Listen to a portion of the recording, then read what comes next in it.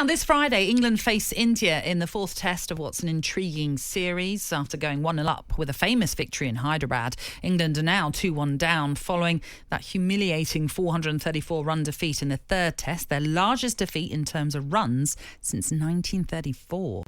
England may have a potential boost, though, to their bowling attack as skipper Ben Stokes is reportedly considering a return to the bowling attacking lineup. Stokes last bowled competitively in June following an operation on his left knee at the end of November and previously said he wouldn't bowl in this series. Earlier today, Vice-Captain Ollie Pope spoke to talkSPORT's reporter Cameron Ponsonby and was asked whether we will see Stokes bowling from Friday. He's looking good. I think he's feeling good. I'm sure you'll see how he pulls up tomorrow. He's had a good bowl today at the batters. See how he pulls up tomorrow, and he's going to make his own decisions on that. Obviously, he's an optimist, so fingers crossed he's all good. Joe Root often spoke about when he was captain how difficult it was to stop Ben bowling once he started.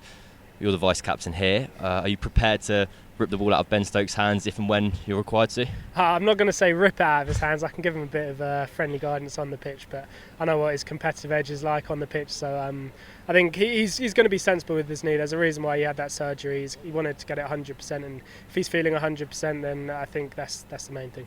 So it's a must-win test for England if they're to keep this series alive ahead of this fourth one then. Live on talkSPORT 2. Let's get more on this with legendary cricket commentator and broadcaster who was with talkSPORT at the start of the season. It's Harsha Bhogle who joins us. Harsha, good morning. How are you? Morning, Harsha. Morning, Natalie. Good morning, Dean. Thank you for that very kind intro. It's not a word people use about me very often, but I'll take it. Well, we have to give credit where credit's due, Harsha, of course. So we're hearing this news potentially that Ben Stokes is going to be brought into the bowling attack. In terms of, would that cast any fear in India, knowing that we might have Stokes in the England lineup, bowling-wise? I hope it doesn't, because it's Ben Stokes. He hasn't bowled for a while. The human body does accumulate rust. You can bowl a little bit. But I remember saying at the start of the series that if Ben Stokes doesn't bowl, it affects the balance of the England cricket team enormously. Ben Stokes bowls, you can have, if it's a turning track, you can have either of Anderson or Wood playing. And you could actually go back to playing three spinners. I know they're inexperienced, but I won't be surprised if Ben Stokes rocks up and bowls fast cutters or off breaks. And he's got the action for that. He can do that too. It'll make a huge difference because at the moment, England are making a good bowler and you like Joe Root, and they're using him like Jim Laker or Graham Swan. It can only work up to a point. So I think it'll make a huge difference to the balance of the side if he does bowl. But I hope it doesn't affect his fitness while batting because they need Stokes the batter more than they need Stokes the bowler. I was going to say, Harsha, I mean, it's okay having Ben Stokes 100% fit bowling. It'd be a different animal if he's 75% fit. And I would imagine slamming your standing foot in the crease, if your knee's not 100%, how long can you do that for? Ian, I don't know if Ben Stokes understands 75% feet. I think he only knows one way to play. Yeah, but I don't think he'll come running in and bowl quick. My gut feel is that he'll bowl slower stuff. He'll bowl into the pitch. I don't think he'll come running in and bowl those 10 over, give it everything you've got spells, because now he's captain, he's got to be on the field long. I'll be surprised if he does that. But then with Ben Stokes, very little surprises you. Yeah, and we've been talking about Bazball all morning. Yeah. And obviously it was we all doubted it at the start. I personally think it saved Test cricket in England. I think youngsters weren't watching it anymore, didn't even know the rules. But the way McCallum and Ben Stokes have attacked Test cricket now and made it a great spectacle. And there's always the doubt. And the equivalent of football is Spurs going to Man City and playing all-out attack and thinking they can get away with it, but they get punished by the better players. If England keep playing this way, have India got too much ammunition to not punish them? There's two ways of looking at it. One is, I'm told that people are getting up at 4 a.m. to watch Test match cricket.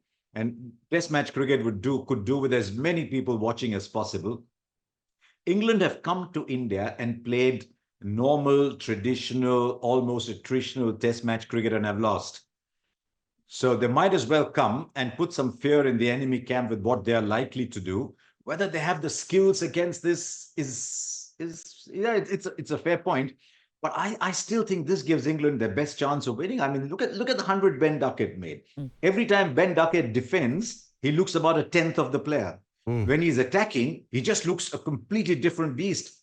So I think if they can be a little more judicious, and that's easily said, far more difficult to do, because the dividing line, and you know that far better than I do, the dividing line between confidence and arrogance is so mild, it's so small.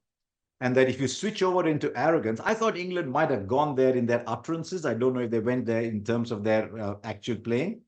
But if they're playing so many shots, England will give India 2 wickets in every game.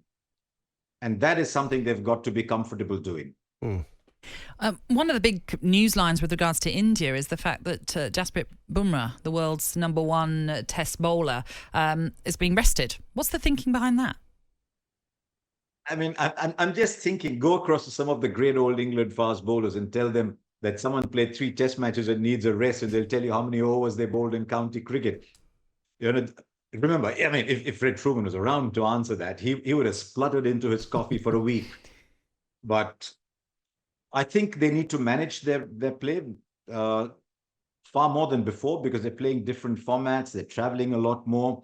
I'll be very surprised if in the absence of Bumrah, you get a Rajkot kind of surface for the next test match in Ranchi. I'm expecting, I've not seen it there, I've not been there. I've been to Ranchi a few times before, but I'll be surprised if it's not a good old-fashioned Indian turner there. Harsha, Johnny Bairstow, we all love him in this part of the world, and he's my favourite player. And he's hit a bit of a dodgy patch. Would you stick with him, or is it time to give him a rest? I think it's the vibe that he's generating in the side. Does he look defeated? That's something you cannot see from 100 meters away on a television screen. It's something the captain and the coaches would get a vibe about, get a feel of. Is he not quite himself? Is he looking defeated? Is he looking like he doesn't really want to be there? If that's the case, then you rest him, you play Dan Lawrence.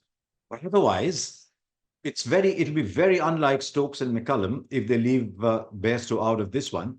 It's just that if it's a turner, I don't know if Bairstow is still the right person to play. But I'll be very surprised if they leave him out, because this is an England setup that rewards players and stays with them.